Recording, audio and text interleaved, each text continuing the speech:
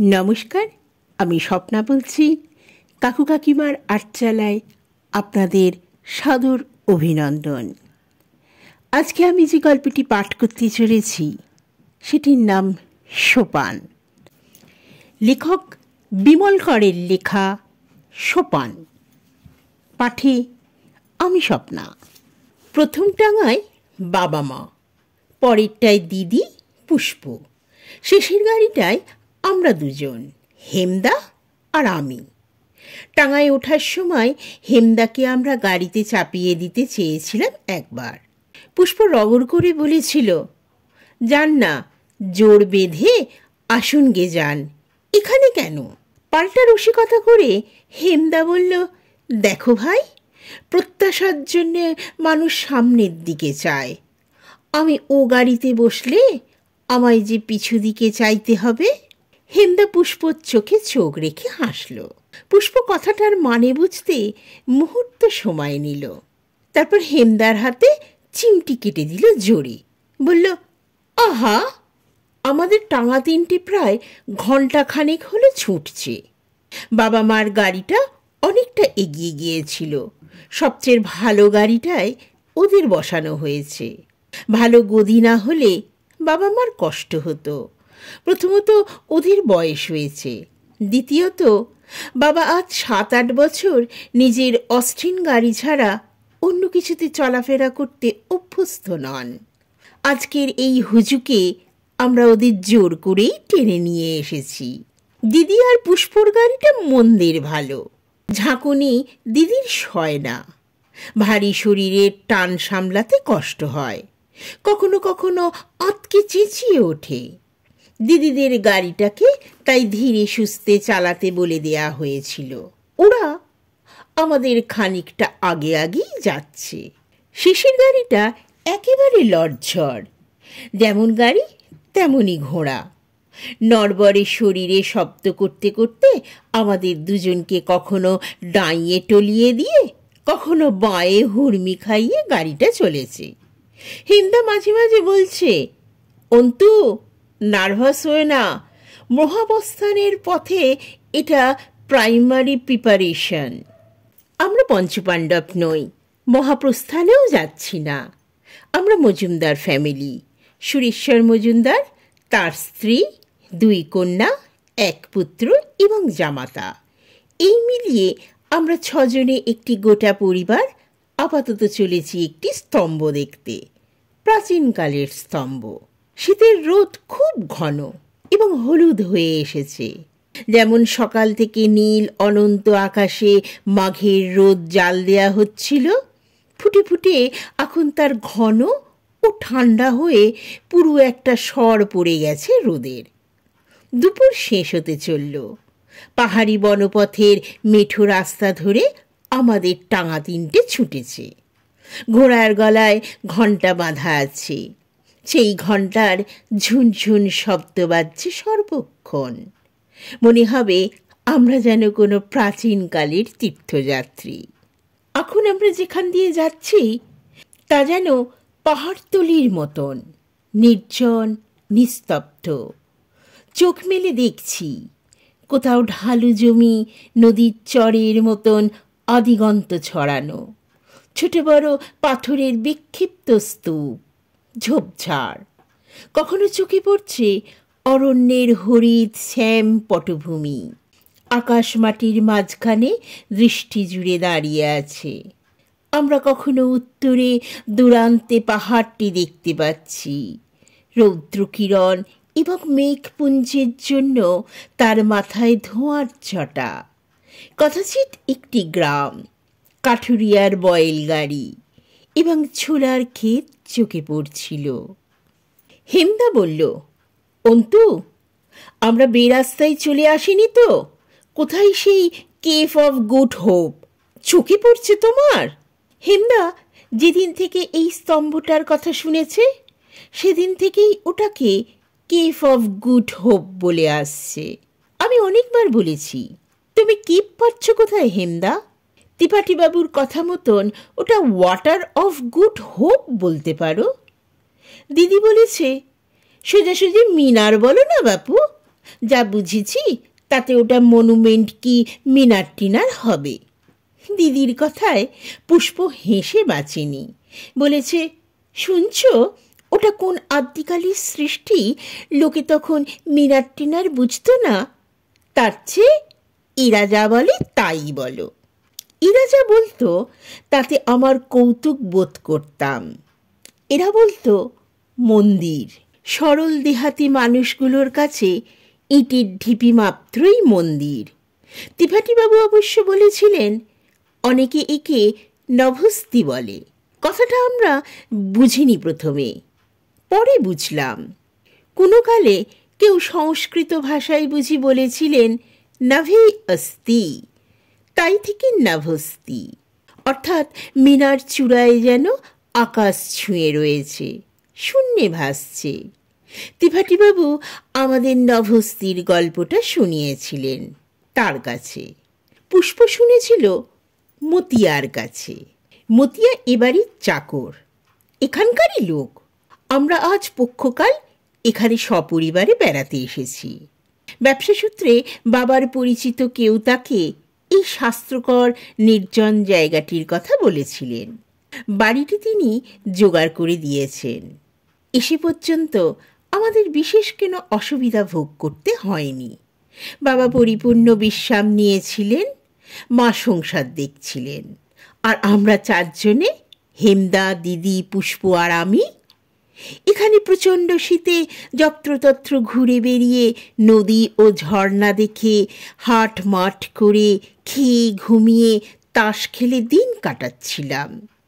বিহার ও উত্তরপ্রদেশ সংলগ্ন এই মনোরম নির্জন ও নির্বান্ধব জায়গাটি ভালো লাগলেও ক্রমশই আমরা উত্তেজনাহীন হয়ে উঠছিলাম। হেমদা না থাকলে হয়তো এত নির্জনতা সহ্য করা যেত না। এমনই সময় একদিন মতিয়ার কাছে এক গল্প শুনে পুষ্প বলল, এখান থেকে খানিকটা দূরে এক মন্দির আছে, সেই মন্দিরের মাথায় চড়লে একেবারে স্বর্গ। চলো একদিন স্বর্গ বেরিয়ে আসি। হেমদা বলল, স্বর্গের জন্য বাইরে ছুটব কেন ভাই? আমার হাতের কাছেই তো ডবল স্বর্গ রয়েছে। পুষ্প ছুটে এসে হেমদার মাথার চুল ধরে প্রাণপণে টানতে লাগলো। বলল, ইস, মানুষের একটা হয় না, আপনার আবার ডবল। হাসি তামাশার মধ্যে পুষ্প আমাদের কাছে মতিয়ার কাছে শোনা গল্পটা বলল। শুনে আমরা হেসে বাঁচি না। কোনো এক রাজা নাকি রামজির বড় ভক্ত ছিল। শেষে বুড়ো বয়সে ছেলের হাতে রাজ্যপাট তুলে দিয়ে বানপ্রস্থ গ্রহণ করল। রামভক্ত সেই ধার্মিক রাজা বনে বনে ঘুরে বেড়ায়, সাধন ভাজন করে। তার সঙ্গে না আছে পাত্রমিত্র, না সৈন্য সামন্ত। ঘুরতে ঘুরতে রাজা একদিন এলো মহাদেও পর্বতমালার কাছে। চেয়ে দেখলেন বিরাট পর্বত, আকাশ ছাড়ানো মাথা। ভাবল এই পাহাড় বেয়ে সে রাজা যুধিষ্ঠিরের মতন এবার স্বর্গে চলে যাবে। পাহাড় চড়া শুরু করলো। তারপর রাজা বড় ভুল করেছিল, পাহাড়ে চড়ার আগে পুজো দেয়নি পর্বতের, তাই পর্বত তাকে নিল না, ফেলে দিল। রাজার পা গেল ভেঙে আর হাত ঠুটো হলো। তখন সেই অক্ষম রাজা রামজিকে ডেকে বলল, আমি চিরকাল তোমার পুজো করে এসেছি, আর কারো পুজো করব না। তুমি আমায় স্বর্গের ওঠার পথ যদি করে দাও তবে যাব, নয়তো পড়ে থাকবো এইখানেই। রামজি তখন ওই মন্দির করে দিলেন ভক্তের জন্যে। বললেন, তোমার হাত পা ভাঙা পা নিয়ে তুমি ধীরে সুস্থে ওই সিঁড়ি ধরে উঠে আসবে। তোমার জন্যে পাহাড়ের চেয়ে উঁচু মন্দির বানিয়ে দিয়েছি, কিন্তু মন্দিরে ঢুকলে আর ফিরতে পারবে না। রাজা তখন রামজির পুজো করে ওই মন্দিরে ঢুকল, তারপর আর মন্দিরের বাইরে আসেনি। রামচন্দ্রের অপার মহিমা, সাগর বাঁধতে পারেন, আবার রাবণের ওপর টেক্কা মেরে স্বর্গে সিঁড়িও করতে পারেন। যাই বলো, ওইসব সরল মানুষের ইমাজিনেশন বড় সাদামাটা, কিন্তু সুন্দর। আমরা একদিন ত্রিপাঠীবাবুকে কথাটা জিজ্ঞেস করেছিলাম। রামজি টামজি না ভাইয়া, কই হিন্দু রাজা ওটা বানিয়েছিল, দুসরা এক কিস্সা আছে, শুনুন। ত্রিপাঠীবাবুর গল্পে ইতিহাসের একটু গন্ধ ছিল, যদিও তা কাহিনী। এক হিন্দু রাজার তৈরি ওই নভস্তি। কি তার নাম, কি তার পরিচয় আজ আর জানা যায় না। কিংবদন্তি বলে তিনি ছিলেন শাহজাহান বাদশার সমসাময়িক। রাজা আবার স্বয়ং একজন দক্ষ স্থপতি। একবার তিনি তার অসামান্য রূপ লাবণ্যময়ী যুবতী মহিষীকে সঙ্গে করে মহাদেব পর্বতমালায় পুজো দিতে এসেছিলেন। ফেরার পথে রাজারানী বনাঞ্চলে বিশ্রাম নিচ্ছেন। অপরাহ্নের বেলা, অদূরে তার সৈন্য সামন্তরা ক্লান্তি বিনোদন করছে। বসন্তকাল, বনভূমি নবপত্রপল্লবে সজ্জিত। রাজার এই স্থানটি নয়নে ধরে গেল। রানীও বিমোহিত। রাজা রানীকে বললেন, তোমার সৌন্দর্যের স্মৃতিতে এখানে একটা কিছু গড়ে দিতে চাই, বলো কি ইমারত গড়ব? রানী বললেন, আমার দুটো শর্ত আছে, যদি শর্ত রাখেন তবে প্রার্থনা জানাই। রাজা হেসে বললেন, রাখব শর্ত। তখন রানী দুটি শর্ত দিলেন। রাজাকে স্বহস্তে একটি মিনার তৈরি করে দিতে হবে। আর দ্বিতীয় শর্ত, যতদিন না রানী সন্তুষ্ট হয়ে বলছেন তিনি তৃপ্ত, ততদিন রাজাকে মিনারের উচ্চতা বানিয়েই যেতে হবে। রাজা প্রতিশ্রুতি দিলেন, রানীর ইচ্ছে মতনই কাজ হবে। তারপর ওই নভস্তির কাজ শুরু হলো। রাজা নিজে নকশা বানালেন মিনারের, তদারকি করতে লাগলেন কাজের, আর মিনারের মাথা তুলতে লাগলো।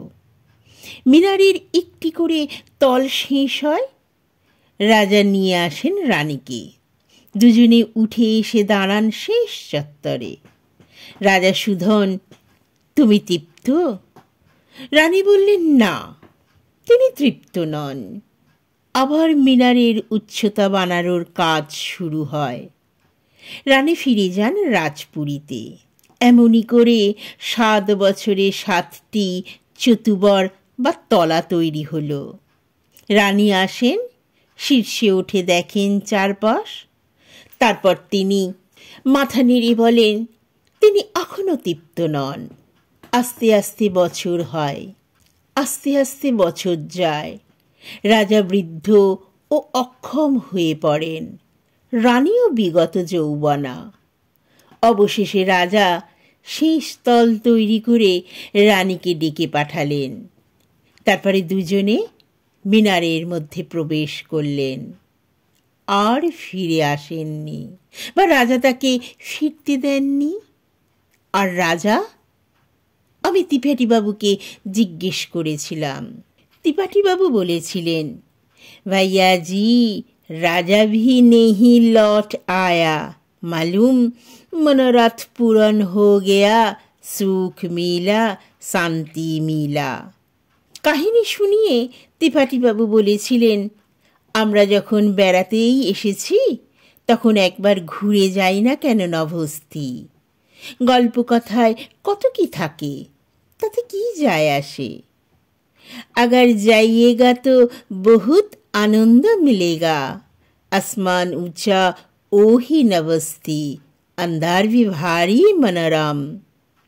হেমদা জিজ্ঞেস করল, লোকে বেড়াতে যায় না, মিনারে চড়ে না? ত্রিপাঠীবাবু বললেন, কেউ কেউ যায় বটে, এখানকার কথা কজন আর জানবে বলুন? তবে যারাও মিনারে চড়তে যায় তারাও সামান্য উঠে ফিরে আসে, ভয় পায়, ঠকে যায়। ত্রিপাঠীবাবুর গল্প শোনা হয়ে গেলে আমরা অন্য কোথাও কিছু দেখতে যাওয়ার মতন না পেয়ে ওই নভস্তি দেখতে যাওয়া স্থির করলাম। হেমদা বলল, আর কত উঁচু হবে, গল্পের গরু গাছে ওঠে।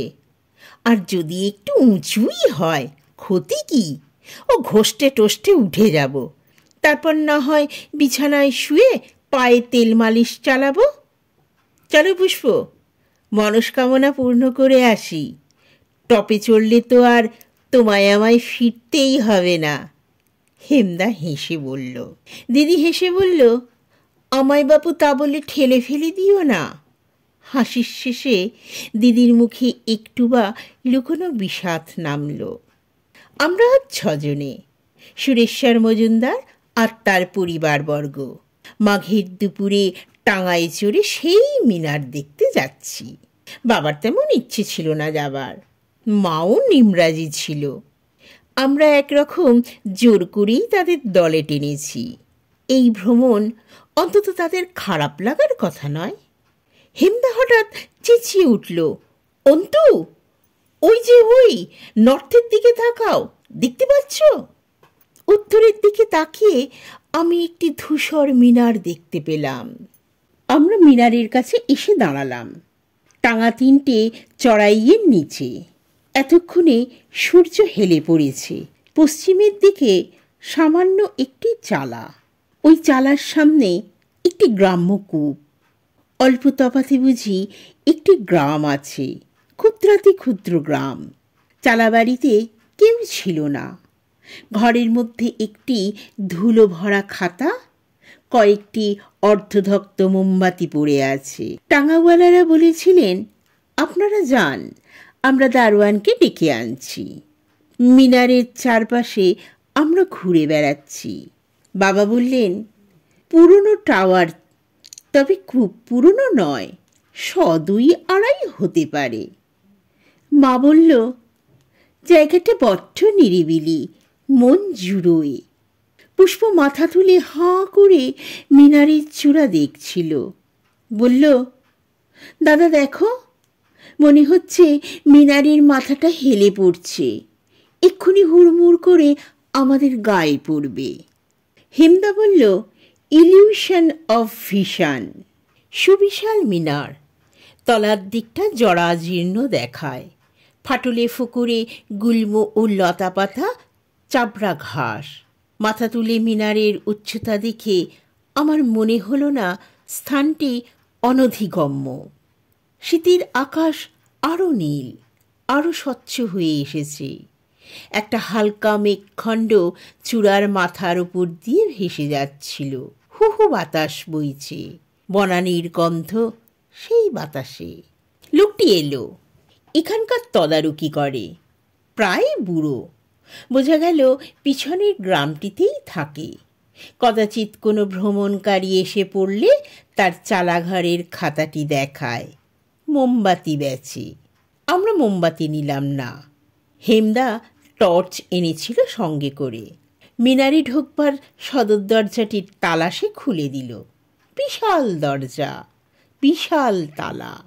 হেমদা পরিহাস করে বলল, ভেতরে ভয়ের কিছু নেই তো, সাপ খোপ? মাথা নাড়ল বুড়ো, বলল, অত উঁচুতে সাপ খোপ যাবে কি করে? সাপ নেই, ভাল্লুও নেই।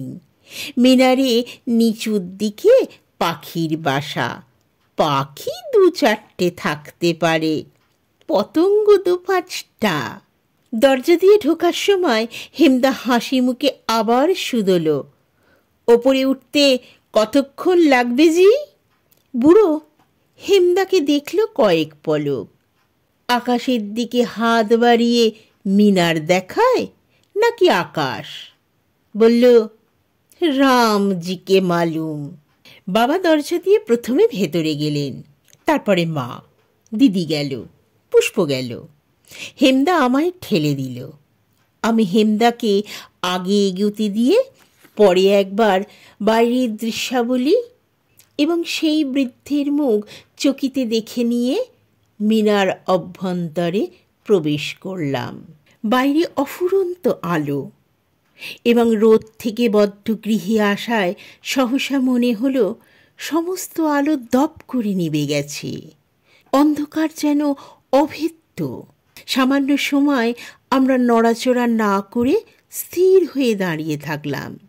আমি যথাসাধ্য চোখের দৃষ্টি স্বাভাবিক করে যখন সেই অন্ধকার সইয়ে নিচ্ছি, তখন আমার মনে হলো আমার এবং হেমদার এবং দিদির, বাবা মা পুষ্প, আমাদের সকলের মধ্যে কেমন একটি ব্যবধান রচিত হয়ে গেছে। আমরা প্রত্যেকেই পৃথক। অদ্ভুত কোনো অন্ধকার যেন আমাদের মধ্যে দিয়ে পরস্পরকে বিচ্ছিন্ন করে নদীর স্রোতের মতন বয়ে যাচ্ছে। বাবা সামান্য কাশলেন, তারপর পা বাড়ালেন।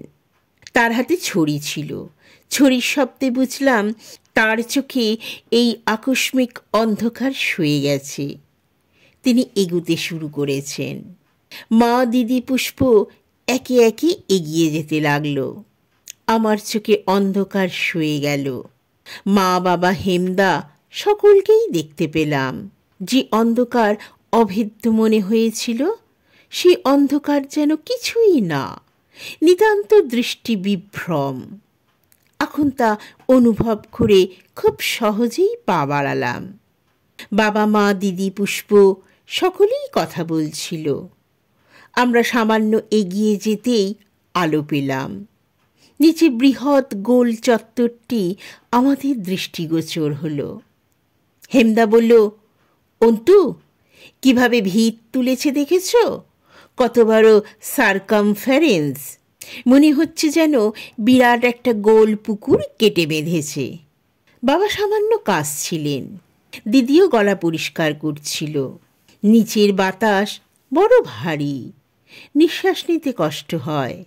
কতকালের বাতাস যেন এখানে চুপ করে বসে বসে নিজেকে ক্রমশ একরকম প্রাচীন গন্ধ দিয়েছে, যেন গন্ধ আলো ও বাতাসে পরিশুদ্ধ নয়। বাবা আস্তে আস্তে হাঁটছিলেন, পাশে মা। মার প্রায় গা ঘেঁষে দিদি, আমরা পিছনে। দিদি বলল, বাবা তোমার কষ্ট হচ্ছে? হয়েছিল একটু, এখন শুয়ে আসছে। দেখতে পাচ্ছ? টর্চ দিতে বলবো? এখন পাচ্ছি। ওপর থেকে আলো আসছিল। আমরা প্রথম সোপানের মুখে এসে দাঁড়ালাম। জামাইবাবু, পুষ্প ডাকল। বলো। হেমদা জবাব দিল, সিঁড়ি গুললেন নাকি? ওঠার সময় নয়। কেন? ওপরে ওঠার সময় কখনো শেষ দেখতে নেই, উদ্যম নষ্ট হয়। হেমদা হালকা গলায় বলল, সিঁড়িও গুনতে নেই ঠিক ওই একই কারণে। বাবা সোপানে পা দিয়েছিলেন। মা বলল, পারবি তো? তোমার কি মনে হচ্ছে পারবো না? বাবা কেমন গলায় যেন বললেন। মা বোধহয় একটু লজ্জা পেল। অভ্যেস নেই তো, আস্তে ওঠো, আমি ঠিক উঠব, তুমি সামলে এসো। বাবা যেন অনেকটা আত্মবিশ্বাসের জোরে নিজের আহরণ সম্পর্কে নিশ্চিন্ত হয়ে বললেন। তারপর সামান্য বুঝি পরিহাস করে দিদিকে বললেন, রেনু, তোমার মার একটা হাত ধরো। দিদি বোধহয় মার হাত ধরেই যাচ্ছিল। মা বলল, ছাড়ো, এত চওড়া সিঁড়ি, সবাই উঠছে আর আমি পারবো না। বাবা, মা, দিদি সোপানে উঠছে, আমরা পিছু পিছু। আশ্চর্য, প্রথমে যখন ভেতরে ঢুকেছিলাম তখন এই কূপ সদৃশ্য বদ্ধ ইমারতের কোনো দিশে পাইনি। এখন আমাদের সামান্যই অসুবিধে হচ্ছে। সোপানের ধাপগুলি মিনারের গা বেয়ে বুঝি চক্রাকারে উপরে উঠে গেছে। ক্রমশই অনুভব করছিলাম কয়েকটি চক্রাকার সিঁড়ির আবর্তে পর একটি করে তল। অনুমান করতে পারছিলাম প্রতিতলের বাইরে গিয়ে দাঁড়াবার পথ ও অলিন্দ আছে, কেননা আমরা বাইরে থেকে প্রাচীর দেয়া অলিন্দ দেখেছি। গবাক্ষ, ঘুলঘুলি এবং অলিন্দ পথে আলো আসছিল। হেমদা, আমি বললাম, মনে হচ্ছে খানিকটা উঠে গেলে আলো বাতাসের কমতি হবে না। হওয়া তো উচিত নয়, হেমদা বলল। দেখে তো মনে হয় উল্টো উল্টি জানলা মাথা বরাবরই আছে। আমাদের গলার স্বর সামান্য অস্বাভাবিক হয়ে উঠেছিল। হয়তো এই শূন্য এবং বিশাল ইমারতের মধ্যে ঢোকার পর আমরা ক্রমশই নিজেদের অজ্ঞাতে আমাদের গলার স্বর উচ্চ করছিলাম। বদ্ধ এবং জনশূন্য বড় ঘরে যেমন শব্দ সামান্য প্রতিধ্বনি হয়, আমাদের কথাগুলো আপাতত সেই রকম প্রতিধ্বনিত হতে শুরু করেছিল। পুষ্প বলল, আমি সেই রাজার কথা ভাবছি। বেচারা রাজ্যের পাথর গাঁথতে গাঁথতেই বুড়ো হয়ে গেল। রাজপ্রাসাদে বসে থাকলেও বুড়ো হতো। হেমদা জবাব দিল, হলেও বা, কিন্তু এই পাথর খেতে সময় নষ্ট কেন? আমাদের কাছে পাথর সে করেছিল, তার চোখে হয়তো পাথর ছিল না। হেমদার কথায় খুব আচমকা আমার কেমন যেন একটা বুদ্ধিভ্রম হলো। মনে হলো আমরা বাস্তবিক একটি প্রাচীন জরাগ্রস্ত স্তূপ অতিক্রম করছি না। রানীর কথা আমার মনে পড়ল। আশ্চর্য সেই রাজমহিষী! রাজার সঙ্গে তিনি কি শুধু কথার খেলা খেলেছিলেন? কি অভিপ্রায় ছিল তার? কেন সন্তুষ্ট হতে পারেননি? মনে মনে আমি সেই উপকথার একটি ছবি তৈরি করে নেবার চেষ্টা করছিলাম। বাবার কথা আমরা শুনতে পাচ্ছিলাম। তার গলার স্বর গম্ভীর শোনাচ্ছিল। বাবা মাকে বলছিলেন, ছেলেবেলায় আমরা একটা খেলা খেলতাম। আমাদের ওখানে একটা চাঁদমারি ছিল, বড় টিলার মতন। আমরা নিচের মাঠ থেকে ছুটে এসে একদমে সেই চাঁদমারি উঠতাম। যে আগে উঠত সেদিনকার মতন চাঁদমারিটা তার দখলে যেত। চাঁদমারিটা ছিল আমাদের কেল্লা আর কি। বাবা হাসলেন। মার মাথার কাপড় পরে গিয়েছিল। কাপড়টা তুলতে তুলতে মা হাসির গলায় বলল, তুমি কতদিন কেল্লা পেতে? প্রায়ই পেতাম, আমার খুব দম ছিল বলে বাবা থামলেন। তারপর আমাদের সকলের সামনে রহস্য করে মা বললেন, আমার দমটা বড় বুকের, তুমি তো জানোই। দিদি বাবার একটু বেশি রকমই প্রিয়। বাবার সঙ্গে হাসি ঠাট্টা করতে দিদির বাধে না। বাবার কথা শুনে দিদি হেসে বলল, তুমি এমন করে বলছো না বাবা, যেন এখনই আমরা সবাই মিলে ছুটলে তুমি সবার আগেই উপরে উঠে যাবে। বাবা এবার জোরে জোরে হাসলেন। তার হাসি তখন প্রতিধ্বনিত হতে লাগল। তখন তিনি হঠাৎ নিজের কানেই সেই শব্দ শুনতে শুনতে থেমে গেলেন। তারপর ডান দিকে ফিরে চওড়া মতন জায়গায় দাঁড়িয়ে বললেন, এসো তবে দেখো, এ পর্যন্ত আমি পৌঁছেছি তোমাদের আগে আগেই। সিঁড়ি ঘুরে আমরা একে একে মিনারের বাইরে এসে দাঁড়ালাম। বাঁধানো চত্বর, বুক পর্যন্ত পাঁচিল তোলা। শীতের মধ্যাহ্ন ফুরিয়ে এলো।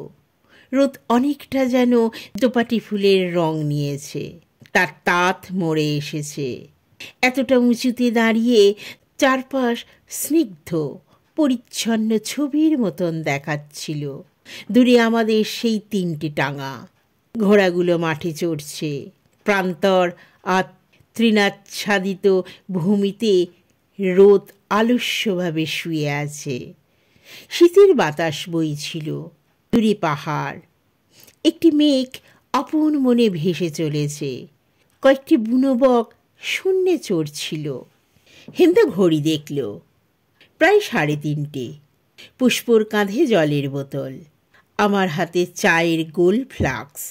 হেমদার ঘাড়ে মস্ত একটা থলি ঝুলছে, তার মধ্যে পুরনো খবরের কাগজ, টর্চ, কমলালেবু, বিস্কিট, আরও কত কি টুকটাক। পুষ্প জল খেল কয়েক ঢোক। দিদির হাতে মার পানের কৌটা। মা পান খেলেন। হেমদা আমাদের কমলালেবু দিল। লেবুর খোসা ছাড়িয়ে আমরা নিচে ছুঁড়ে ছুঁড়ে ফেলতে লাগলাম। দিদি বলল, আরও খানিকটা ওপরে উঠে চা খাবো। আমরা ঊর্ধ্বমুখে মিনারের চূড়া দেখলাম। মাথার ওপরকার তলাগুলি ঠিক বোঝা যায় না। বাইরে বাঁধানো গোল অলিন্দের আড়াল পড়ে যায়। দিদি বললেন, আরও 4। পুষ্প বলল 5। আমার মনে হয় আরও বেশি। বিশ্রাম শেষ হলে বাবা বললেন, নাও চলো, শীতের বেলা দেখতে দেখতে ফুরিয়ে যাবে। আমার মনে হলো বাবার পক্ষে এই সিঁড়ি ওঠার পরিশ্রম হয়তো বেশি হচ্ছে, শরীর খারাপ হতে পারে। বললাম, তুমি আরও উঠবে? বাবা আমার দিকে তাকালেন। তার চোখের দৃষ্টিতে এক এক সময় আমি অন্তত প্রখর এক সংকল্প অনুভব করি। মনে হয় বাবা সেই রকম দৃষ্টিতে আমার দিকে দেখলেন। তারপর বললেন, চলো দেখি। আমরা আবার মিনার অভ্যন্তরে একে একে প্রবেশ করলাম। আলো আর ছায়ার মধ্যে দিয়ে সোপান অতিক্রম করে আরও খানিকটা উঠে এলাম। ধুলো মাটি, পাখির গায়ের বাসি গন্ধ, জীর্ণতার ঘ্রাণ প্রায় আর ছিল না। সিঁড়িগুলো এখনো চওড়া, তবে মনে হয় ক্রমশই তার দৈর্ঘ্য কমে এসেছে। বাবা সামান্য দেরি করে করে পা ফেলছিলেন। মা একবার দিদির হাত ধরে ফেলেছিলেন, ভেবেছিলেন সিঁড়িতে হোঁচট লেগেছে। আসলে মায়ের পায়ে শাড়ি জড়িয়ে গিয়েছিল। সূর্য ক্রমশই হেলে যাচ্ছে বলে রোদের কেমন গোল ও চৌকোনো কিরণ মিনারের ঘুলঘুলি ও ঝরকা পথে সোজাসুজি দেয়ালে গিয়ে পড়ছিল। আর আমাদের কণ্ঠস্বর এখন প্রতিধ্বনিত হতে হতে নিচে আর উপরে ছড়িয়ে যাচ্ছিল। পুষ্প খেলার ছলে কয়েকবার অ আ করে ডেকেছে, আর তার ডাক অধো এবং ঊর্ধ্বে প্রতিধ্বনিত হয়েছে। বাবা এক সময় বললেন, আমাদের উচিত ছিল আরও একটু বেলা বেলিয়ে আসা। দিদি বলল, আর কত বেলা বেলিয়ে আসবো, দুপুরেই তো এসেছি। আলো পড়ে গেলে অসুবিধে হবে। আমাদের সঙ্গে টর্চ আছে। তোমরা শেষ পর্যন্ত উঠবে ঠিক করেছ? হ্যাঁ, নয়তো আসা কেন? পারবে তো? দিদি কিছু বলার আগেই হেমদা বলল, এমন কিছু উঁচু নয়, না পারার কিছু নেই। বাবা সামান্য চুপ করে থেকে আস্তে আস্তে বললেন, ওপরের দিকে সিঁড়ি কেমন তা তো জানো না? হেমদা কোনো জবাব দিল না, যেন বাবার এই সন্দেহ সম্পর্কে কিছু বলা নিরর্থক। আমরা বুঝতে পারছিলাম বাবা ক্লান্ত হয়ে পড়েছেন, তিনি আর বেশি উঠবেন না, ওঠা সম্ভব নয়। আরও সামান্য কিছুটা উঠতে পারলেই বাবা বিশ্রামের স্থান পাবেন ভেবে আমরা কোনো উদ্বেগ বোধ করলাম না। তাকে বিব্রত বা ব্যস্ত না করার জন্যে আমরা ধীর পায়ে সোপান উঠছিলাম। সকলেই নীরব তখন।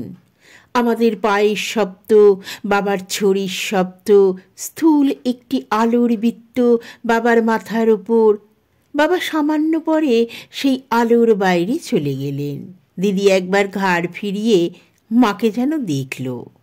এই নিস্তব্ধতা আমাকে কাতর করছিল। কেন জানি না, সেসব কথাগুলো এতক্ষণ আমাদের ছজনের মধ্যে হাত ধরাধরি করে দাঁড়িয়েছিল, যেন সেই হাত আমরা ছাড়িয়ে নিয়েছি কিংবা শিথিল করেছি। এই রকম মনে হওয়ায় আমি অধৈর্য হয়ে কথা বললাম, হেমদা, তোমার গরম লাগছে? সামান্য। কোটটা খুলে ফেললে হয়। চলো ওপরে গিয়ে দেখব। পুষ্প ডাকল, জামাইবাবু বলো, সেই রানী এই সিঁড়ি কেমন করে উঠত? তুমি যেমন করে উঠছ? আমার তো হাঁটুর ব্যথা করতে শুরু করে দিয়েছে। তবে আর কি, থেকে যাও। ইস রে, এত সহজে? চলুন না, শেষ পর্যন্ত কে থাকে আর কি যায় দেখব। তাই ভালো। হেমদার গলার স্বর খুব নিচু করে বলল, তুমি আগে আগে থাকলে আমি প্রেরণা পাবো। পুষ্প যেন বলার কথা পেল না কিছুক্ষণ, তারপর মুখ ফসকে বলে ফেলল, আর আমি কি পাবো? ওরা কেউ এবার হাসল না। ইস্যুপান শেষ হলো। বাবা প্রশস্ত স্থানটি দিয়ে বাইরে এলেন। মা, দিদি, হেমদা, পুষ্প এবং আমিও। অনেকক্ষণ পরে আবার মুক্ত আলো বাতাসে চোখ মেলে আমরা স্বস্তির নিঃশ্বাস ফেললাম। বাবা হাঁপাচ্ছিলেন, মার কপালে ঘামের বিন্দু। দিদির মুখ খুলে নিঃশ্বাস নিচ্ছিল। বাইরে এখনো রোদ, মোলায়েম এবং নিষ্প্রভ। সেই আভায় চতুর্দিক ঈষৎ আর্দ্র দেখাচ্ছে যেন। মাঠে আমাদের অলস ঘোড়াগুলি দাঁড়িয়ে, টাঙাওয়ালারা কুয়ার জল তুলছিল। অতি দূরে একটি বয়েল গাড়ি কাঠ বোঝাই করে চলেছে। শীতের হাওয়া খড় হয়েছে। হেমদা কাঁধের ঝোলা থেকে পুরনো কাগজ বের করে পুষ্পর হাতে দিল। পুষ্প কাগজ বিছিয়ে নিল নিচে।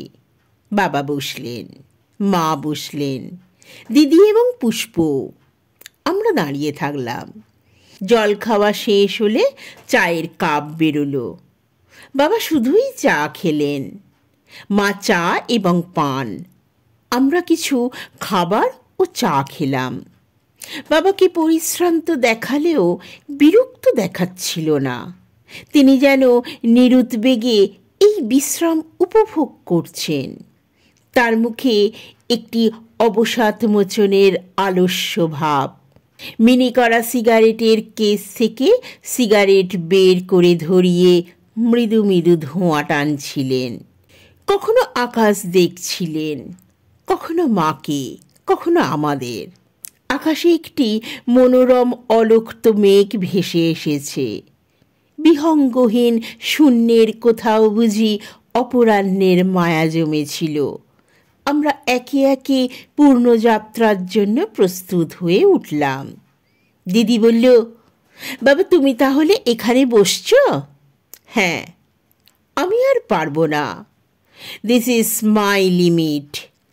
পুষ্প হেসে বলল, তুমি কিন্তু খুব একটা উঁচুতে ওঠোনি বাবা, ঘুরে ঘুরে উঠতে হয়েছে বলে এতটা লাগছে। বাবা পুষ্পর দিকে তাকালেন, তাকিয়ে থাকলেন স্থির চোখে। ওর দৃষ্টি সহসা আহত ও অসন্তুষ্ট মানুষের মতন দেখালো। বললেন, হ্যাঁ আমি অনেক ঘুরে উঠেছি, আরও ওঠার সাধ্য আমার নেই, স্বাদও নেই। বাবার গলার স্বর সম্পূর্ণ অন্যরকম শোনাচ্ছিল। আমরা পরস্পরের মুখ চাওয়াচাই করলাম। বাবার চোখের তলায় অভিমানের সামান্য কালি পড়ল যেন। তিনি মার দিকে আস্তে করে মুখ ফেরালেন। মুখ ফিরিয়ে টেনে টেনে অন্যমনস্কভাবে পুষ্পকে বললেন, তোমার মা জানেন আমি কতটা ঘুরে কোথায় উঠেছি। তা সে যাই হোক, আমি এতেই সন্তুষ্ট। আমরা বাবার পুত্রকন্যা ও জামাতা সকলেই বাবার মুখের দিকে তাকিয়ে থাকলাম। বাবা আমাদের কাউকেই দেখছিলেন না। তিনি মার মুখের দিকে অপলকে তাকিয়েছিলেন। আমরা চারজনেই অপেক্ষাকৃত দ্রুত পায়ে সোপানে উঠছিলাম। আবার বাবা নিচে থেকে গেলেন। মাও আর আসতে পারেননি। বাবা ও মার কাছ থেকে চলে আসার পর আমরা আগের মতন হালকা ও স্বাভাবিক মন ফিরে পাচ্ছিলাম না।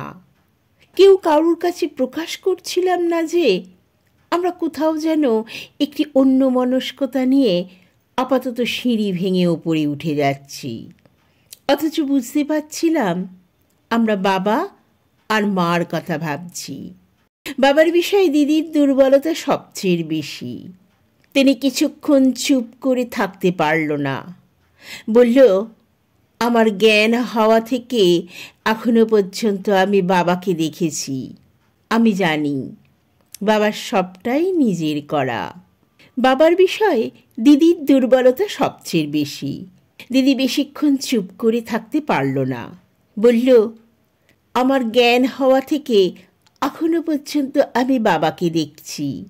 আমি জানি বাবার সবটাই নিজের করা। আমরা কোনো সাড়া দিলাম না। দিদি কি বলতে চাইছে আমরা জানি। আমি আমার 30 বছর বয়স পর্যন্ত বাবাকে যা দেখেছি, দিদি আরও প্রায় 7-8 বছর বেশি দেখার কথা। হয়তো দিদি বলতে চাইছে বাবার সেই প্রায় নিঃসম্বল অসহায় দরিদ্র অবস্থাটিও দিদি দেখেছে। আমিও আমার জ্ঞান উন্মেষের বয়সে বাবার রাজকীয় রূপ দেখিনি। সংসারে বাবা অনেক পড়েছেন, অনেকবার মার খেয়েছেন, হয়তো পা রেখেছেন কোথাও, পর মুহূর্তে দেখেছেন অবলম্বন সরে গেছে। এসব আমরা কিছু জানি, কিছু বা শুনেছি। শোক তাপ সন্তাপের পর তবে তার সাফল্য। দিদি আবার বলল, যে মানুষ একসময় টিনের ছাউনির তলায় একটা ভাঙা মেশিন আর একজন মাত্র লোক নিয়ে সারাদিনে 5 টাকার বেশি রোজগার করতে পারেনি, আজ তার লক্ষ টাকার কারখানা, নিজের বাড়ি গাড়ি। এতটা করা মুখের কথা নয়। পুষ্প কেমন বিরক্ত হয়ে বলল, এত বলার কি আছে? বাবা সুখ স্বাচ্ছন্দ্য চেয়েছেন জীবনে, তা পেয়েছেনও, এ আমরা জানি। পুষ্পর কথায় দিদি যেন অপমান বোধ করল, আহত হলো। বলল, হ্যাঁ, আমরাও সেটা না পাচ্ছি এমন নয়। বাবা চেষ্টা করে পেয়েছিলেন, আমরা সবাই বসে বসে পাচ্ছি। আর আমরা পেয়েছি বলেই তার দাম দেবার কথা ভাবছি না। দিদি আর পুষ্পর কথা কাটাকাটি হেমদা আর বাড়তে দিল না। বলল, সকলেরই একরকম জিনিস হয় না, যার যা আশা। আমাদের বাবা তো বলেই দিলেন তিনি আর কিছু চান না, এই পর্যন্তই তার লিমিট। বলে হেমদা হেসে বলল, রেনু ঠিকই বলেছে, তোমাদের উনি এ পর্যন্ত এনে দিয়েছেন। সাংসারিক সুখ স্বাচ্ছন্দ্যের জন্য আমাদের আর ভাবতে হবে না। এখন যা ভাবার তাই ভাবো, এখনো অনেকটা উঠতে হবে, দম নষ্ট করো না। পুষ্প আর কিছু বলল না, দিদিও চুপ করে গেল। আমি আমার পায়ের তলার সিঁড়ির কথা ভুলে গিয়েছিলাম প্রায়। এখন আবার মনে পড়ল, পা শক্ত করে এক সিঁড়ি থেকে অন্য সিঁড়িতে উঠে যেতে যেতেই হঠাৎ কি মনে হওয়ায় সকলকে শুনিয়ে বললাম, বাবা আমাদের অনেকগুলো শক্ত সিঁড়ি তুলে দিয়েছেন, নাও এখন চলো। হেমদা হাসল, বেশ বলেছ অন্তু, মার্ভেলাস। কিন্তু একটা জিনিস তুমি দেখলে না? কি জিনিস? মা কেমন বাবার পাশটিতে থেকে গেলেন। মা কোনো কালেই বাবার বেশি যেতে চান না, বাবাকে ছেড়েও যেতে চান না, আমি সরল গলায় বললাম। হেমদা হাসল, তার হাসি দেয়ালে ধাক্কা খেয়ে কেঁপে কেঁপে যেন অনেকক্ষণ ধরে আস্তে আস্তে নিচে তলিয়ে শেষে ডুবে গেল। আমরা 4 জনে আরও 2টি তল উঠে এলাম। দিদি হাঁপিয়ে পড়েছিল। দিদির চেহারা একটু ভারী, মাথায় কিছু লম্বা বলে দিদিকে ওই ভারী চেহারায় বেমানান দেখাতো না। অনেক সময় দিদিকে লোকে অবাঙালি বলেও ভুল করেছে। দিদির মুখেও তেমন তলতলে ভাব ছিল না, একটু বোধহয় রুক্ষ ও শক্ত দেখাতো। দিদি পুষ্পর কাছ থেকে জল চেয়ে ঢকঢক করে খেয়ে ফেলল। পুষ্প মুখ হাঁ করে নিঃশ্বাস নিচ্ছিল। আমরা যে যথেষ্ট উচ্চে উঠে এসেছি তা বোঝা যাচ্ছিল। নিচের যাবতীয় বস্তু ক্ষুদ্র দেখাচ্ছিল। আমরা দূরান্তের গ্রামটি এবং বৃক্ষতলা স্পষ্ট করে দেখতে পাচ্ছিলাম না, সব যেন একই পটে আঁকা। উচ্চতার জন্য এখানে বাতাস অত্যন্ত তীব্র ও তীক্ষ্ণ, শীত করে উঠল। আমরা মা বাবাকে দেখলাম, নিতান্ত শিশুর মতন দেখাচ্ছিল। পুষ্প ডাক দিয়ে ওদের ডাকল, হাত নাড়ল। বাবা মা মুখ তুলে তাদের দিকে তাকিয়ে থাকলেন। মাঘের এই অপূরণ্য বেলা ক্রমশই বিষণ্ণ হয়ে এসেছে। অদ্ভুত নিঃশব্দতা চতুর্দিকে। সেই অলক্ত মেঘটি কোন দূরান্তে চলে গেছে। একটি পাখির দল বন প্রান্তর থেকে উড়ে উড়ে আসছিল। নীল আকাশতলায় মিনারের মাথাটি যেন মহিমার মুকুট পরে দাঁড়িয়ে আছে। হেমদা বলল, নাও আর দাঁড়িয়ে থেকে লাভ নেই, বিকেল হয়ে আসছে, আলো থাকতেই স্বর্গে উঠতে হবে। আমরা প্রস্তুত। দিদি মাটিতে বসে, দিদির চোখ দুটিতে অবসাদ, মুখে ক্লান্তি ফুটে আছে। হাতের রুমালে দিদি কপাল পুছল। শীতের এই প্রচণ্ড বাতাসে তার কপালে ঘাম থাকার কথা নয়, হয়তো যে গ্লানিটুকু তার কপালে জমে আছে অভ্যাসবশে সে সেটুকু মোছার চেষ্টা করল। দিদি অনেক দিন হলো এইভাবে তার কপাল পোছার চেষ্টা করছে, আমি জানি। দিদির জন্য আমার মায়া হলো, দুঃখ হলো। বললাম, কি দিদি, ওঠো। ওঠার কথা দিদি তেমন উৎসাহ পেল না, আর তবুও আস্তে আস্তে উঠে দাঁড়ালো। হেমদা শুধল, পারবে কি? দিদি ক্লান্ত স্বরে বলল, দেখি। এই মাঝপথে একলা বসে থাকবো কি করে? দিদির বিষণ্ণ চোখ দুটি আমার অপরাহ্নের ছায়ার কথা মনে পড়ালো। আমরা চারজনে আবার সেই বদ্ধ এবং ধূসার লোকের মিনারের মধ্যে এলাম। সোপানগুলি এখন বেশ ছোট এবং খাড়া হয়ে উঠেছে। হেমদা আগে, পুষ্পদিদি পরপর, সবার শেষে আমি। আমরা সকলেই কম বেশি পরিশ্রান্ত থাকায় আগের মতন দ্রুত সিঁড়ি উঠতে পারছিলাম না। এই সিঁড়ির ধাপগুলো আরোহণের পক্ষে কষ্টসাধ্য। দিদির কথাও ভাবছিলাম, তাকে ধীরে সুস্থে উঠতে দেওয়াই ভালো। কনকনে ঠান্ডার একটা ভাব জমছিল এতক্ষণে। হেমদা বলল, অন্তু, মহাপ্রস্থানে যাবার সময় কার কি দোষে পতন হয়েছিল জানো তো? জানি বলে মনে হচ্ছে। আমার মনে নেই, ভুলে গেছি। হেমদা কথাটা কেন বলল জানি না। আমার দিদির কথা মনে পড়ল। হেমদা কি দিদিকে ইঙ্গিত করে কিছু বলতে চাইল? এবার কি দিদির পতন হবে? পুষ্প আকস্মাৎ কেমন ভীতরবে চেঁচিয়ে উঠল। আমরা চমকে গেলাম। পুষ্পর আতঙ্কিত স্বর আরো ভয়ানক হয়ে কাঁপা কাঁপা সুবিশাল এই মিনারের মধ্যে ছড়িয়ে পড়ল। হেমদা থমকে দাঁড়িয়ে পড়ে সঙ্গে সঙ্গে পিছু ফিরে পুষ্পকে ধরে ফেলল। কি হলো? হেমদা উদ্বেগ গলায় শুধল। পুষ্প কোনো কথা বলতে পারল না সামান্য সময়। তারপর ভীত স্বরে বলল, কি একটা আমার মুখের পাশ দিয়ে ছুঁয়ে গেল। ধুর, কি ছুঁয়ে যাবে আবার? আমি বলছি গেছে, আমার গলার পাশ দিয়েই চলে গেল, হাতের মতন। বাদুড় হয়তো, আমি বললাম।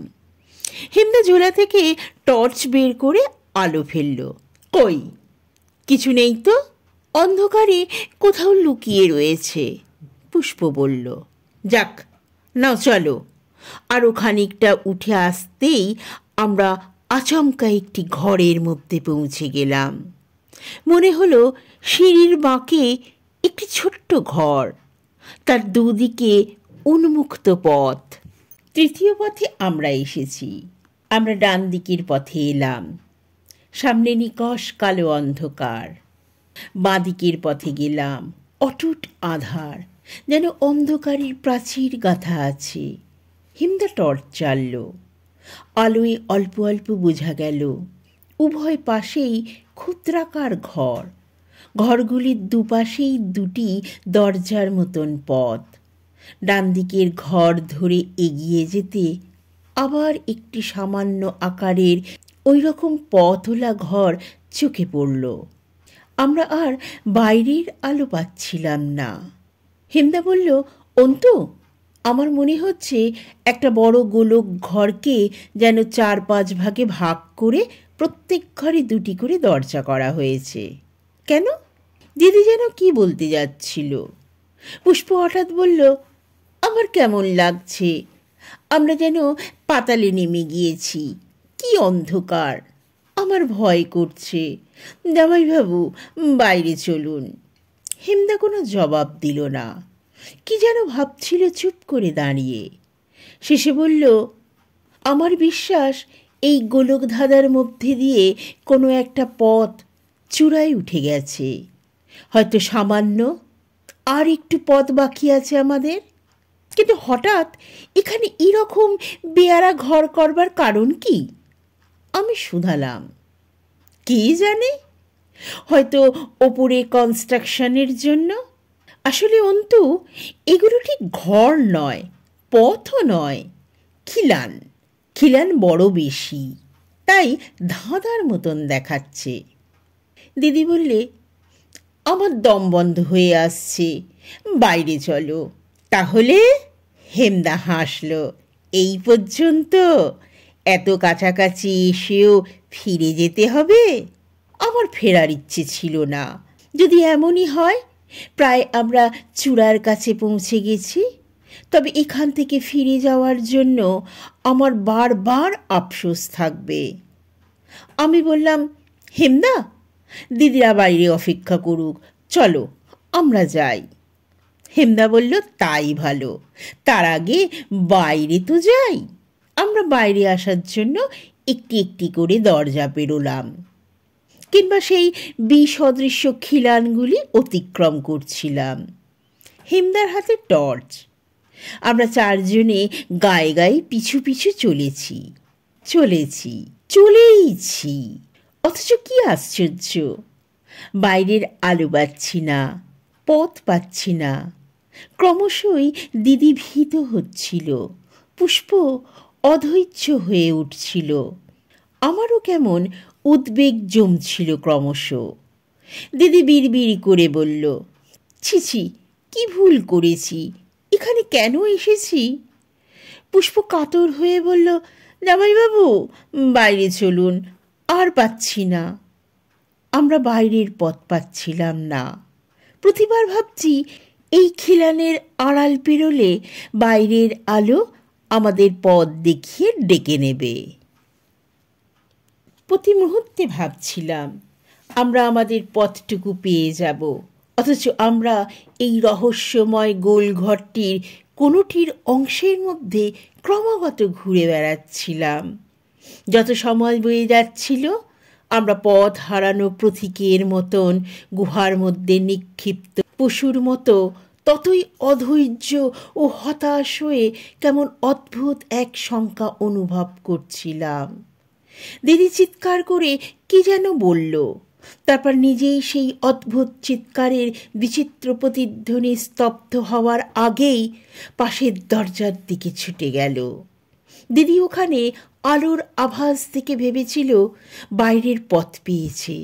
ছুটে যাওয়ার সঙ্গে সঙ্গে আমরা তার পিছু পিছু ছুটে গেলাম। বাইরে আলো দেখা দিল, অতি সামান্য। আমরা দিদির জন্য আলোর মতন মরিয়া হয়ে আলোর দিকে এগিয়ে যাওয়ার সময় সহসা পরস্পরের কথা ভুলেই গেলাম। আমরা প্রত্যেকেই পাগলের মতন আলোয় আসতে গিয়ে হুড়োমুড়ি এবং ছুটোছুটি করে কোথায় এসে পৌঁছলাম জানি না। অথচ আমি আমার পাশে কাউকেই দেখতে না পেয়ে সঙ্গীচ্যুত ও একাকী হয়ে গেছি অনুভব করে পাথরের মতন নিষ্প্রাণ নির্জীব হয়ে দাঁড়িয়ে থাকলাম। আমার ভীত হৃৎপিণ্ড অতি দ্রুত হয়ে উঠছিল। ধকধক শব্দটা আমার কানে বাজছিল, যেন হৃৎপিণ্ডটি বুকের মধ্যে থেকে লাফিয়ে আমার কানের কাছে চলে এসেছে। সম্পূর্ণ অন্ধকারে আমি নিশ্চল হয়ে দাঁড়িয়ে। এই অবর্ণনীয় অন্ধকারে দাঁড়িয়ে থেকে আমি হেমদাকে ডাকলাম। আমার ডাকের প্রতিধ্বনি মিলিয়ে আসার আগেই পুষ্পর ডাক শুনতে পেলাম, অন্তুদা। হেমদা ডাকল, দিদি ডাকল। আমরা পরস্পরকে ডাকছি। গলার স্বর মাত্র আমাদের সম্বল। আমরা কেউ আর পরস্পরের পাশে নেই। আমরা সকলেই আতঙ্কিত ও আর্ত। আমরা পরস্পরকে সাহায্যের জন্য আহ্বান জানাচ্ছিলাম। হেমদা চেঁচিয়ে বলছিল যে অন্ধকারে আমরা যেন পথের কাছে চুপ করে দাঁড়িয়ে থাকি। হেমদা আলো হাতে একে একে আমাদের কাছে আসবার চেষ্টা করছে। প্রায় মৃত, বেহুশ মানুষের মতন আমি দাঁড়িয়ে থাকলাম, অজ্ঞাত বিভৎস একটি দানবের মতন, যেন নিঃশব্দে মৃত্যু আমার কাছে এগিয়ে আসছিল। দিদি পাগলের মতন কাঁপছে। পুষ্প ডেকে ডেকে গলা দিয়ে বুঝি রক্ত বের করেই ফেলল। হেমদা সাহস দিচ্ছে, বারবার বলছে সে আসছে, সে আসছে। অথচ হেমদা আসছিল না। হয়তো মানুষের কোনো আদি অনুভূতি তাকে শেষ সময় পশুর মতন বেপরোয়া করে তোলে। আমি সেই পাশব ও অদম্য আত্মরক্ষার প্রেরণায় মসীকৃষ্ণ অন্ধকার ও অজ্ঞাত পথ অতি সন্তর্পণে পেরিয়ে আসার জন্য পা বাড়ালাম। পা টেনে টেনে দেয়াল ধরে ধরে হাঁটছি। দিদি বমি করছে যেন। পুষ্প বাচ্চা মেয়ের মতন ফুপিয়ে ফুপিয়ে কাঁদছে। কখনো মনে হয় তারা আমার কাছে চলে এসেছে, হাত বাড়ালে স্পর্শ করতে পারবো। কখনো মনে হচ্ছিল ওরা অন্য কোথাও চলে গেছে, আমি এখানে একা। সম্ভবত আমারই মতন দিদি আর পুষ্প মরিয়া হয়ে অন্ধকারের পথে হামড়ে মরছিল। হেমদা সেই অদ্ভুত ওলক ধাঁধার জাল ছিঁড়ে বেরিয়ে আসার জন্য যথাসাধ্য করছিল।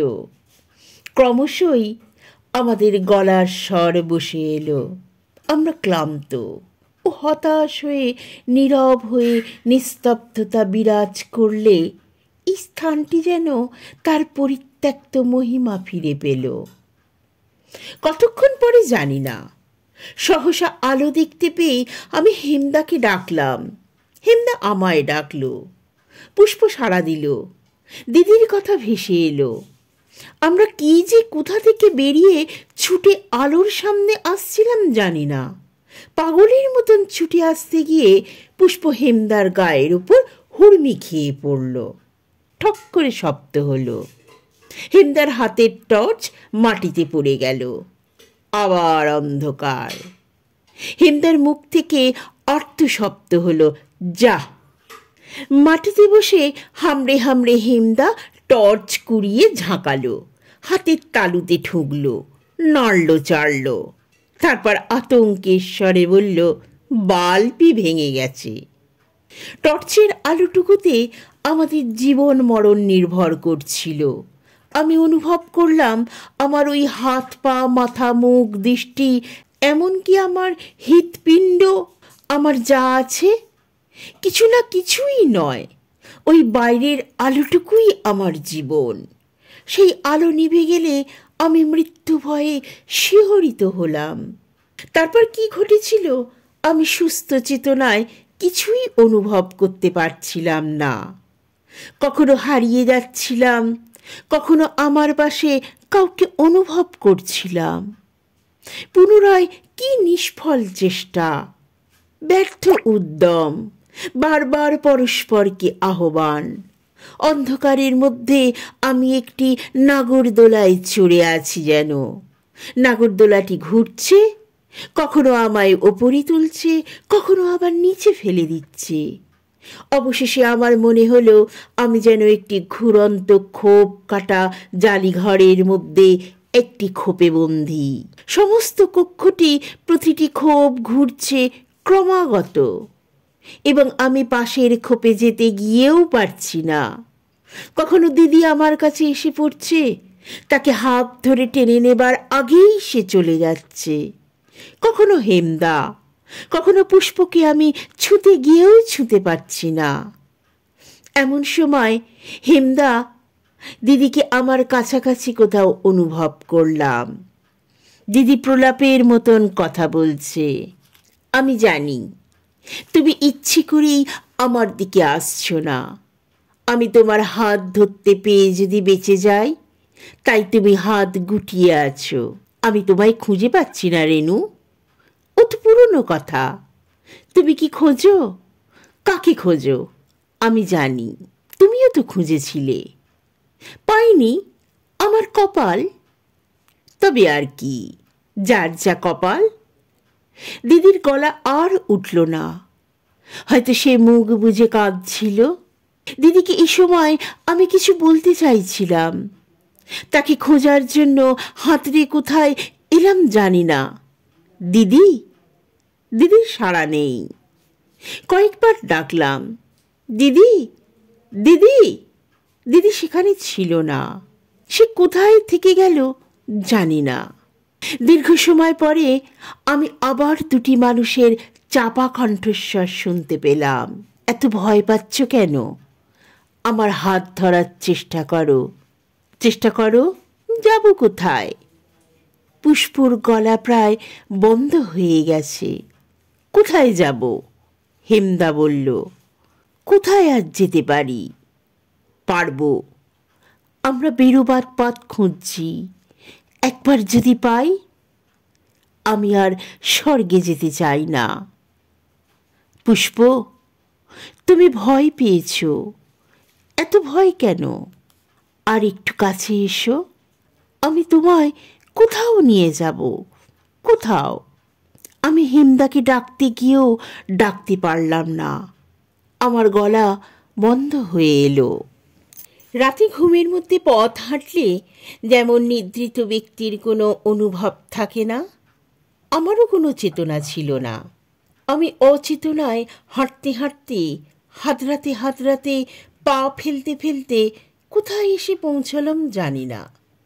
আকস্মাৎ আমার চোখের শেষ অপরাহ্নের আলো লাগলো। বিশ্বাস হলো না আমি আলোয় এসেছি। মনে হলো এ আমার মতে ভ্রম। চোখ পরিষ্কার করে তাকালাম, আলো নিভল না। আমি আমার গা হাত পা লক্ষ্য করলাম, পোশাক নজর করে দেখলাম। অবশেষে আমি বাইরে আসতে পেরেছি। সহসা জীবনের বাসনাগুলি আমার আন্দোলিত করল। সাহস এলো, স্বস্তি ফিরে পেলাম। চারপাশের ঘেরা ঘুলঘুলি দিয়ে তাকিয়ে গোধূলির ম্রিয়মান আলো, ছায়াময় দুরান্ত বনানীর একটি অংশ যেন আমার চোখে পড়ল। সন্ধ্যা সমাগমে শীতের বাতাস অসহ্য হয়ে উঠেছে। কিছু সময় আমি স্থির হয়ে দাঁড়িয়ে থাকলাম। আমার কোনো অতীন্দ্রিয় অনুভূতি আমায় বলছিল আমার মাথার উপরে মিনারের শেষ চূড়া, চুনার মাথায় গোধূলির স্বর্ণছটা এখনো মুছে যায়নি। ওখানে কায় ক্লেশে ওঠার এখনো সময় আছে, আরো কয়েকটি দণ্ড। কোনো এক দুর্বোধ আবেগ এবং আশঙ্কা আমায় অস্থির করে তুলেছিল। এই সুযোগ কে হারায়?